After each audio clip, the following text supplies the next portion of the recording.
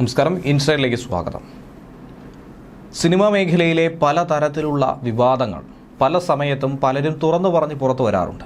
പക്ഷേ കേരളത്തെ അടക്കം രാജ്യത്തെ അടക്കം ഞെട്ടിച്ച ഒരു വിഷയമായിരുന്നു ഹേമ കമ്മിറ്റി റിപ്പോർട്ട് പുറത്തു വന്നതിന് പിന്നാലെ തുറന്നു പറച്ചിലുമായി എത്തിയ രഹസ്യ മൊഴി നൽകിയ നടിമാരുടെ കാര്യങ്ങളും ഒപ്പം തന്നെ പരസ്യമായി മാധ്യമങ്ങളിലൂടെ തുറന്നടിച്ച പല നടിമാരും. അതിൽ ശരിയായിട്ടുള്ള വസ്തുതകളും വ്യാജ പരാതികളും ഒക്കെ തന്നെ ഉയർന്നിട്ടുണ്ട് എന്നുള്ള ആരോപണങ്ങളും ഇപ്പോഴും ശക്തമായി നിൽക്കുകയാണ്.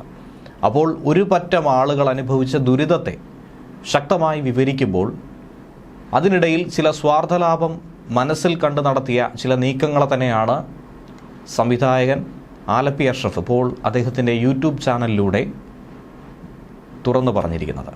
നടനും സംവിധായകനുമായിട്ടുള്ള ആലപ്പി അഷ്റഫ് പല തവണയായി സിനിമാ മേഖലയുമായി ബന്ധപ്പെട്ട പല വിവരങ്ങളും തനിക്കുണ്ടായ അനുഭവങ്ങളും താൻ മനസ്സിലാക്കിയ വിവരങ്ങളും യൂട്യൂബ് ചാനലിലൂടെ പുറത്തുവിട്ടിട്ടുണ്ട്. എന്നാൽ ഇപ്പോൾ അദ്ദേഹം ഹേമ കമ്മിറ്റി റിപ്പോർട്ട് പുറത്തു വന്നതിന് പിന്നാലെ പല നടന്മാർക്കെതിരെയും പീഡനമടക്കം നിരവധി ആരോപണങ്ങൾ ഉയർത്തിയതിൻ്റെ ചില വസ്തുതകൾ തുറന്നു പറയുകയാണ്. സ്പെഷ്യൽ ഇൻവെസ്റ്റിഗേഷൻ ടീമിൻ്റെ മേൽനോട്ടത്തിൽ തന്നെയാണ് ഇപ്പോൾ ഈ അന്വേഷണം മുന്നോട്ട് പോകുന്നത്. സർക്കാർ അതിനുവേണ്ടി ചുമതലയും നൽകിയിട്ടുണ്ട്. അപ്പോഴാണ് ഹേമ കമ്മിറ്റി റിപ്പോർട്ടുമായി ബന്ധപ്പെട്ട തുറന്നു പറച്ചിൽ നടത്താനായി ആലപ്പി അഷ്റഫ് തയ്യാറായിരിക്കുന്നത്. തുടക്കത്തിൽ ഈ റിപ്പോർട്ടിനോടൊപ്പം തന്നെ ചേർന്ന് നിന്ന ചില താരങ്ങൾ ഒറ്റ ദിവസം കൊണ്ട് മലക്കം മറിച്ചിൽ നടത്തിയതിനെക്കുറിച്ചാണ് ആലപ്പി അഷ്റഫ് എടുത്തു പറയുന്നത്.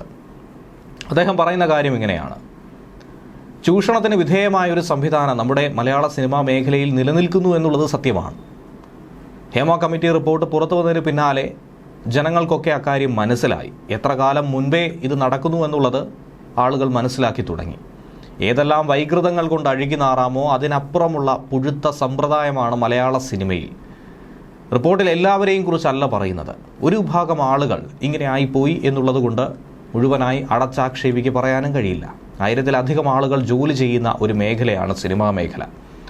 അതിൽ നിന്നും ഏകദേശം 60 പേരാണ് മൊഴി നൽകിയത്.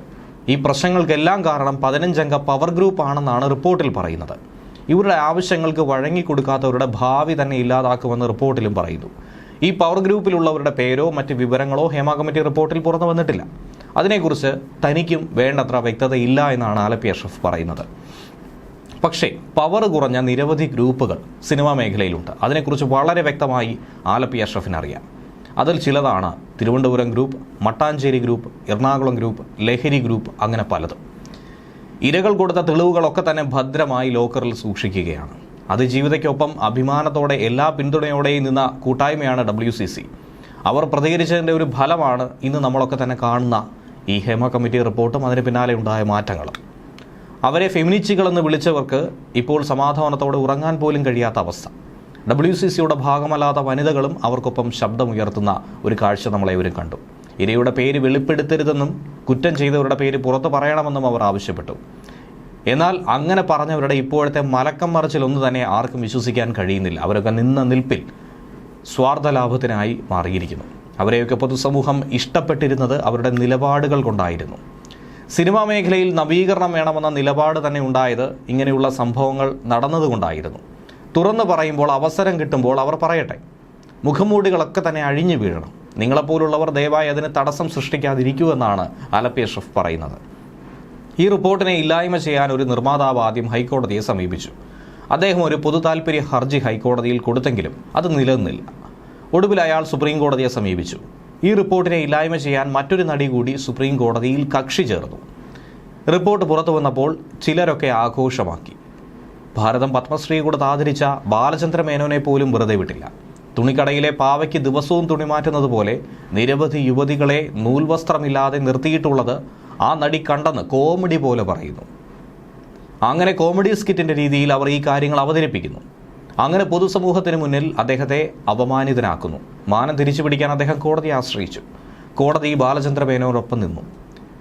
ഇത്തരത്തിൽ കള്ളക്കേസുകൾ കൊണ്ടുവരുന്നവരെയും ശിക്ഷിക്കണമെന്നുള്ള അഭിപ്രായമാണ് തനിക്കുമുള്ളതെന്നാണ് ആലപ്പി അഷ്റഫ് പറയുന്നത്. മലയാള സിനിമയിലുള്ള എല്ലാവരും പ്രശ്നക്കാരല്ല.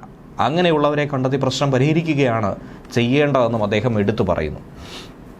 നമുക്കറിയാവുന്നതാണ്, നിവിൻ പോളിക്ക് അടക്കമുള്ള കേസുകൾ പിന്നീട് നിലനിൽക്കില്ല എന്നുള്ളത് അന്വേഷണത്തിലൂടെ കണ്ടെത്തിയിരുന്നു. സമാനമായ രീതിയിൽ ശരിയായ സംഭവങ്ങൾ നടക്കുമ്പോൾ അതിനെ മുതലെടുക്കാനായി ശ്രമിക്കുന്ന ഒട്ടനവധി കള്ളനാണയങ്ങൾ കൂടി ഈ സമൂഹത്തിൽ ഉണ്ടെന്നാണ് ആലപ്പി അഷ്റഫ് പറഞ്ഞു വെക്കുന്നത്.